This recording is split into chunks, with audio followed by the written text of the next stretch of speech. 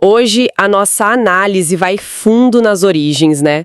E na transmissão de um dos textos mais influentes da história, a Bíblia. A gente vai usar aqui como base trechos do livro A Bíblia à Luz da História, da Odette Mainville. É um guia de exegese histórico-crítico e a missão aqui é entender como esses textos todos, né, que formam a Bíblia, como eles foram escritos, como foram copiados, preservados e, claro, como é que eles chegaram até nós. É uma jornada em tanto, né, explorando o Antigo e o Novo Testamento através dos séculos. Vamos começar pelo Antigo Testamento. Os livros do Antigo Testamento, bom, eles foram escritos na maior parte em hebraico, né, uma língua semítica antiga. Tem umas partes em aramaico também. Isso, em Esdras, Daniel. Exato. E a escrita foi acontecendo ao longo de muitos séculos, talvez ali entre o 8º e o 1º antes de Cristo. E como é que registravam isso? No começo usavam papiro, que vem de planta, ou então pergaminho, de pele de animal.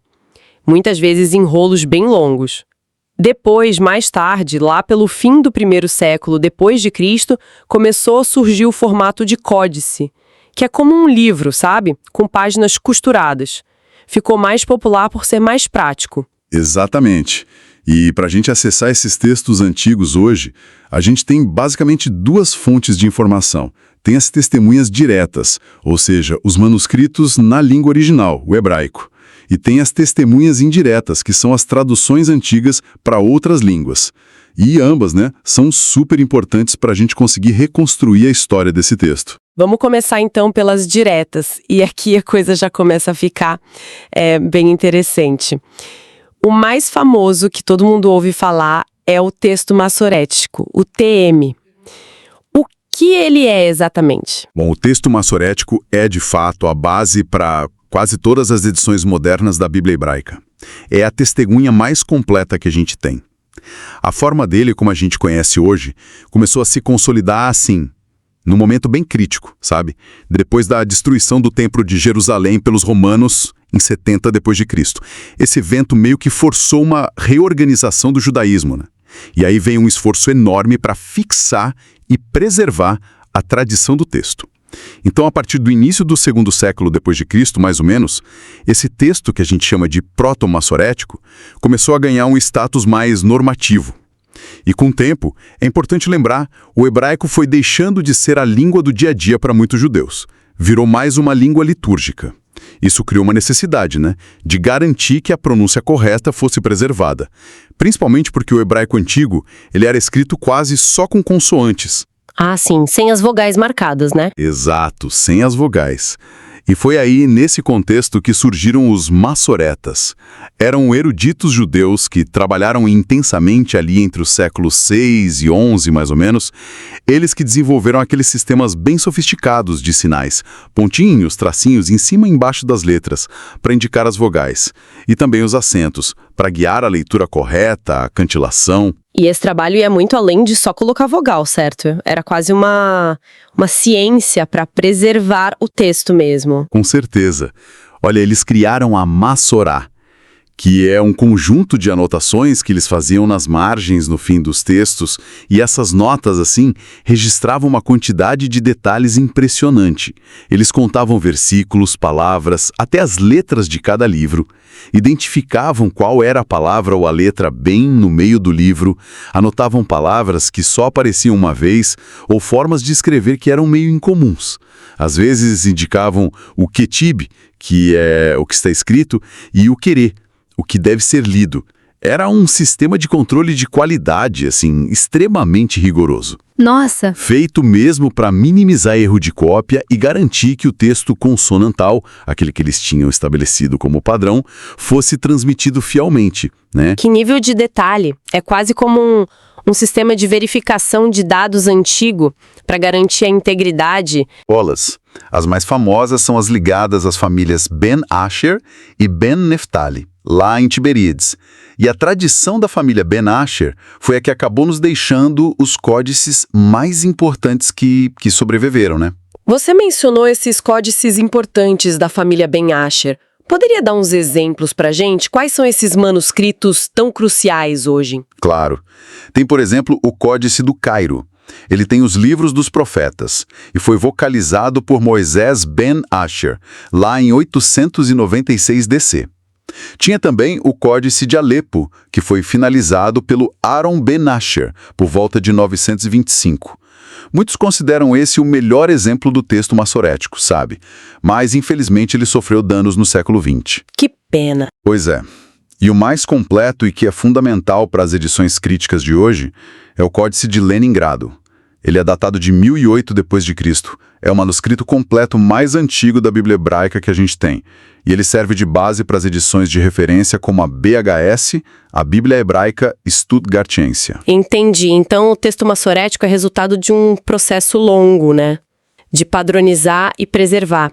Mas ele não é a única forma do texto hebraico que chegou até nós, é isso? Correto. Existe, por exemplo, o Pentateuco samaritano. A comunidade samaritana, que tem uma história separada, do judaísmo rabínico, ela preservou a própria versão da Torá, os 5 primeiros livros. E ele é diferente do texto massorético em mais ou menos uns 6.000 pontos. Muitos são detalhes de ortografia, mas alguns parecem refletir diferenças teológicas mesmo. Ou talvez uma tradição textual que se separou antes daquela padronização massorética, talvez lá pelo século II a.C. E além dos samaritanos, teve aquela descoberta arqueológica incrível no século XX, né? Os manuscritos do Mar Morto. Sim, os manuscritos de Qumran, achados a partir de 1947. Foi uma descoberta revolucionária mesmo. Porque esses manuscritos são, em média, 1000 anos mais antigos que aqueles grandes códices massoréticos. Eles datam principalmente ali entre o século II a.C. e o I d.C. E eles nos deram uma janela única, sabe, para ver como era o estado do texto bíblico antes daquela padronização toda que levou ao texto massorético. E o que Qumran mostrou sobre essa fase anterior? Era tudo igualzinho ao que veio depois? Não, mostrou uma diversidade textual que surpreendeu muita gente. Assim, os 60% dos manuscritos bíblicos de Qumran são bem próximos do tipo de texto que depois virou massorético. Mas olha só, uns 5% se parecem mais com o tipo de texto hebraico que deve ter sido a base para a tradução grega Septuaginta. Outros 5% lembram o Pentateuco samaritano. E ainda tem textos que não se encaixam direito em nenhuma dessas categorias, sabe? Além de variantes que talvez fossem específicas da comunidade que vivia ali. Encontraram fragmentos de quase todos os livros do Antigo Testamento hebraico lá. Parece que só Éster que não foi achado. Então, o ponto-chave de Qumran é que mostrou que não existia um texto único padrão antes da destruição do templo. A realidade era mais fluida, com diferentes versões circulando ao mesmo tempo. Exatamente isso. Qumran complicou bastante aquela ideia de uma transmissão textual superlinear, única, nos séculos antes da Era Comum. E tem outras testemunhas diretas menores também, como o papiro Nash do Egito, do século II antes da Era Comum, ou I depois de Cristo, que tem o Decálogo e o Shamá. E os milhares de fragmentos da Geniza do Cairo, descobertos no século XIX, que também tem textos bíblicos bem antigos. Certo. Essas são as testemunhas diretas em hebraico. Mas você mencionou as traduções antigas, as testemunhas indiretas. Como é que essas versões em outras línguas ajudam a gente a entender o texto original? Elas são valiosíssimas, porque, veja bem, elas foram feitas em épocas e lugares diferentes. E muitas vezes a partir de manuscritos hebraicos que podiam ser diferentes daquele texto massorético que virou padrão. Então elas podem ter preservado leituras antigas que se perderam na tradição hebraica principal. A mais antiga e mais influente de todas é a Septuaginta, ou LXX. É a tradução grega feita lá em Alexandria, no Egito, a partir do século III a.C. Foi feita para a comunidade judaica de lá, que falava grego. E ela acabou se tornando a Bíblia da igreja cristã primitiva, E tem uma ordem de livros e um conteúdo um pouquinho diferente do cânon hebraico. Depois da Septuaginta vieram outras traduções gregas. Algumas, tipo a de Áquila, buscaram ser extremamente literais em relação ao hebraico. Outras, como a de Símaco, tentaram um grego mais elegante. Teodosião fez uma revisão da Septuaginta para alinhar mais com o texto hebraico da época dele. Essas várias traduções mostram que havia um debate contínuo, sobre como passar o texto hebraico para o grego. Orígenes, lá no século III d.C., chegou a compilar a Hexapla, uma obra gigantesca que comparava lado a lado o texto hebraico, a transliteração dele e 4 traduções gregas. Pena que só temos fragmentos hoje. Nossa, que trabalho monumental! E além das versões gregas e das latinas, que você vai mencionar, imagino, que outras traduções antigas são importantes para esse estudo? Existem várias outras, sim. Tem os Targumim aramaicos. Esses eram mais como paráfrase, sabe? Com interpretação, usados nas sinagogas quando o aramaico virou a língua comum. Tem a Peshita siríaca, uma tradução muito importante para as igrejas de tradição siríaca, feita provavelmente a partir do século II d.C. E para o Ocidente, claro, as traduções latinas foram cruciais. Primeiro, aquelas várias versões conhecidas como Vetus Latina, que eram baseadas na Septuaginta. E depois, a famosa Vulgata, do Jerônimo, no final do século IV. Ele traduziu a maior parte do Antigo Testamento direto do hebraico, e essa Vulgata virou o padrão na Igreja Ocidental por mais de 1000 anos. E ainda tem mais. Traduções para o copta, no Egito, para o gótico, armênio, etíope. Cada uma delas é como uma janela, sabe? Para a gente ver como o texto se espalhou e foi interpretado em culturas diferentes. É uma rede bem complexa de transmissão. Realmente, uma história com muitas camadas só para o Antigo Testamento. Vamos agora dar um salto para o Novo Testamento. Aqui a situação da transmissão é um pouco diferente, eu imagino. Sim, em alguns aspectos é diferente. Os livros do Novo Testamento foram todos escritos originalmente em grego, mas não o grego clássico, e sim o grego koiné. Ah, o grego comum, né? Exato, a língua franca que era falada em todo o Mediterrâneo Oriental na época. O período em que eles foram escritos também é bem mais curto, mais compacto, concentrado ali na segunda metade do século I d.C. Quanto aos materiais, também usaram papiro e pergaminho, mas parece que os cristãos adotaram o formato códice, o livro, bem cedo, talvez por ser mais prático para consultar, né? Mas a diferença, assim, mais gritante mesmo, é a quantidade de provas que a gente tem. Temos mais de 5.000 manuscritos gregos do Novo Testamento catalogados. É um número muito, muito maior do que as testemunhas antigas do Antigo Testamento hebraico. Nossa, 5.000? E a lógica de testemunhas diretas e indiretas também vale aqui? Vale sim. As testemunhas diretas são esses milhares de manuscritos em grego. E as indiretas incluem as traduções antigas para latim, siríaco, copta, etc. E também as citações do Novo Testamento que a gente encontra nos escritos dos pais da igreja primitiva, aqueles teólogos líderes cristãos dos primeiros séculos. Entendi. Vamos focar então nas testemunhas diretas gregas.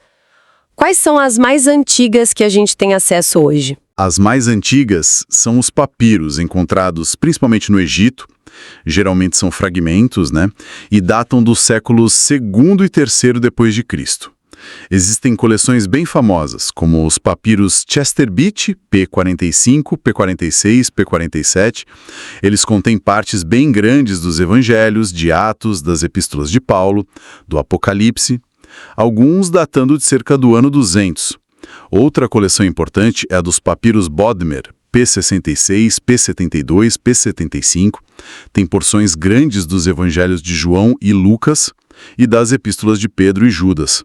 Também ali do final do século II e início do III. E talvez o fragmento mais famoso seja o P52. É um pedacinho bem pequeno do Evangelho de João, que muitos especialistas datam da primeira metade do século II.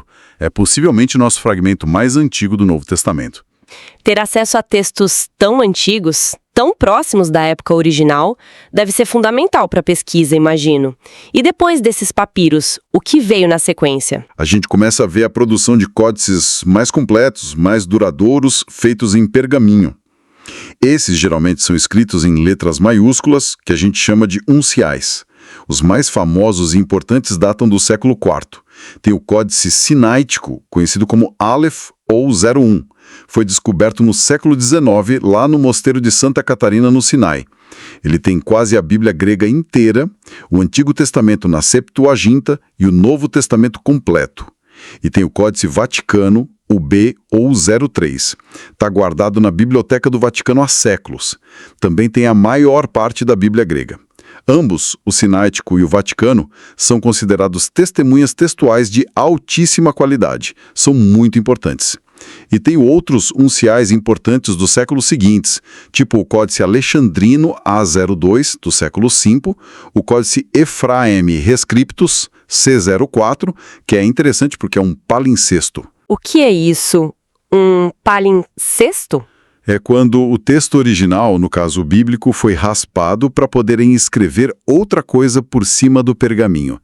Mas com tecnologia, a gente conseguiu recuperar o texto de baixo. Ah, que interessante! É, sim. E tem também o Códice Bezae, D05, que é bilíngue, grego e latim. Ele é conhecido por ter um texto com muitas variações próprias que representa o que a gente chama de texto ocidental. Entendi. E depois desses grandes códices antigos, escritos em maiúsculas, veio uma avalanche de manuscritos mais recentes? Exatamente. A partir do século IX, mais ou menos, um novo tipo de escrita se tornou comum, a minúscula cursiva. Era mais rápida de escrever, ocupava menos espaço no pergaminho. Então, a imensa maioria dos manuscritos gregos do Novo Testamento que a gente tem hoje, cerca de 2.800 deles, são minúsculos. Datam ali dos séculos IX até o XVI, embora sejam mais tardios, né? A quantidade é enorme. E além deles, a gente tem os lecionários, mais de 2.200. São livros com trechos do Novo Testamento já organizados para leitura na liturgia, nas celebrações. Com essa quantidade gigantesca de manuscritos, e imagino com muitas variações entre eles. Como é que os estudiosos tentam organizar isso tudo para reconstruir o texto mais próximo do original? É aí que entra aquela ideia de agrupar os manuscritos em famílias. Sim, essa foi uma abordagem crucial que ajudou muito. No final do século XIX, dois estudiosos britânicos, Westcott e Hort, desenvolveram uma teoria que foi muito influente. Eles classificaram os manuscritos em grandes tipos, ou famílias textuais, com base nas características deles e nas relações tipo genealógicas entre eles. Eles identificaram principalmente 4 tipos. Primeiro, o tipo alexandrino ou neutro, representado por aqueles códices mais antigos e considerados de alta qualidade, como o Vaticano e o Sináitico. Na visão deles, esse era o texto mais puro, mais próximo do original. Segundo, o tipo ocidental, representado pelo Códice Bezae e algumas traduções latinas antigas. Esse tipo é caracterizado por ser mais livre, sabe? Com adições, paráfrases. Terceiro, o tipo bizantino, também chamado de sírio ou koiné. É o tipo encontrado na grande maioria dos manuscritos minúsculos, os mais tardios. Parecia ser uma revisão posterior que harmonizava leituras de outras tradições. E eles também falaram de um quarto tipo, o cesariano, mas a existência dele como uma família separada é mais debatida hoje em dia.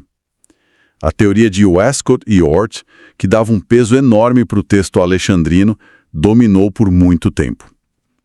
Hoje, a crítica textual tem uma abordagem um pouco mais eclética. A gente avalia cada ponto onde tem variação individualmente. Usa critérios internos, o que o autor provavelmente escreveu, o que faz mais sentido no contexto, e externos, qual leitura é apoiada pelos manuscritos mais antigos e confiáveis.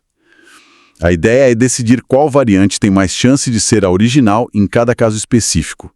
Não se trata mais de simplesmente escolher uma família como a melhor em tudo. Entendi. Essa discussão toda nos leva a uma figura histórica bem importante nesse processo, né? Erasmo de Roterdã e o famoso texto recebido. Como ele se encaixa nessa história toda? Bem, Erasmo foi um humanista brilhante. E em 1516 ele publicou a primeira edição impressa do Novo Testamento em grego. Isso foi um marco. Foi fundamental para a Reforma Protestante, porque colocou o texto grego nas mãos de muitos estudiosos pela primeira vez. Só que a edição foi preparada muito às pressas. Erasmo usou poucos manuscritos gregos, e os que ele usou eram todos relativamente tardios, do século XII para frente, e pertenciam à tradição bizantina. Eram os que ele tinha disponíveis ali em Basileia na hora. E tem um detalhe curioso. Para o livro do Apocalipse, ele só tinha um manuscrito. E ainda por cima faltava o finalzinho dele. Sabe o que ele fez? Não. ele teve que retraduzir os últimos versículos do latim da Vulgata de volta para o grego, para completar a edição dele. Não acredito. É impressionante pensar como a pressa, a falta de acesso a manuscritos melhores naquele momento específico acabou moldando um texto que influenciou traduções e a igreja por séculos, não é? Exatamente. Mostra como fatores bem contingentes, bem humanos, podem ter impacto gigantesco e duradouro. Edições posteriores, como as do Stéphanos, do Beza, dos irmãos Elzevir, deram uma refinada no texto do Erasmo, mas ainda se baseavam no mesmo tipo textual, o bizantino tardio. Foi numa edição dos Elzevir, em 1633, que surgiu aquela frase promocional que acabou dando nome, Textus Receptus, TR, ou seja, o texto agora recebido por todos. Era marketing, né? Mas pegou. Então esse TR, o texto recebido, mesmo com essas limitações por se basear em manuscritos mais recentes, virou padrão por muito tempo? Sim, por quase 300 anos. Foi a base de traduções importantíssimas e super influentes como a King James em inglês, a de Lutero em alemão. Mas aí, com a descoberta e o estudo daqueles manuscritos muito mais antigos, como o Sinaítico e o Vaticano, lá no século XIX, e com o desenvolvimento da crítica textual como uma disciplina científica, ficou claro que o TR representava uma forma posterior do texto grego, não a mais antiga. A publicação do Novum Testamentum Graece, pelo Eberhard Nestle, em 1898, que meio que sintetizava os resultados dessa crítica textual moderna, marcou a virada. Desde então, as edições críticas acadêmicas, como o Nestle Aland, que hoje está na 28ª edição, e o Greek New Testament, da United Bible Societies, a OBS, na 5ª edição, elas se tornaram o padrão. E elas são resultado de um trabalho contínuo, sabe? De analisar toda a evidência de manuscritos disponível, usando métodos rigorosos, para tentar reconstruir o texto mais próximo possível dos autógrafos, dos escritos originais. Que jornada incrível desse texto! Resumindo um pouco então, a história da transmissão da Bíblia, tanto do Antigo quanto do Novo Testamento, é, extremamente complexa. Não é um livro único que simplesmente caiu do céu, né? Mas o resultado de séculos e séculos de cópia manual, de traduções, de esforços notáveis de preservação, como dos maçoretas, e um trabalho contínuo de reconstrução crítica. Temos uma biblioteca de textos com uma história rica e, às vezes, surpreendente. Perfeitamente colocado. E compreender essa história toda nos ajuda a valorizar duas coisas, eu acho. Primeiro, a resiliência dessa transmissão ao longo de milênios. É impressionante. E segundo, a importância de ter uma abordagem informada, crítica ao texto hoje. Reconhecer que o texto tem uma história, com suas variações, seus debates. Isso enriquece a nossa leitura, não empobrece. E descobertas como as de Qumran e o avanço dos métodos da crítica textual continuam a aprimorar nossa compreensão. É um campo vivo. Fica então uma reflexão final para quem nos acompanha, considerando toda essa história, né, de múltiplas versões textuais que existiram ao mesmo tempo, de traduções que não são só traduções, mas interpretam e adaptam, e da própria evolução do que foi considerado o texto padrão em diferentes épocas. Como será que essa complexidade histórica do texto afeta a maneira como lemos e interpretamos essas escrituras hoje em dia? O que significa buscar o texto original diante dessa realidade tão dinâmica, tão multifacetada que a história nos revela? Fica aí uma questão para a gente continuar pensando.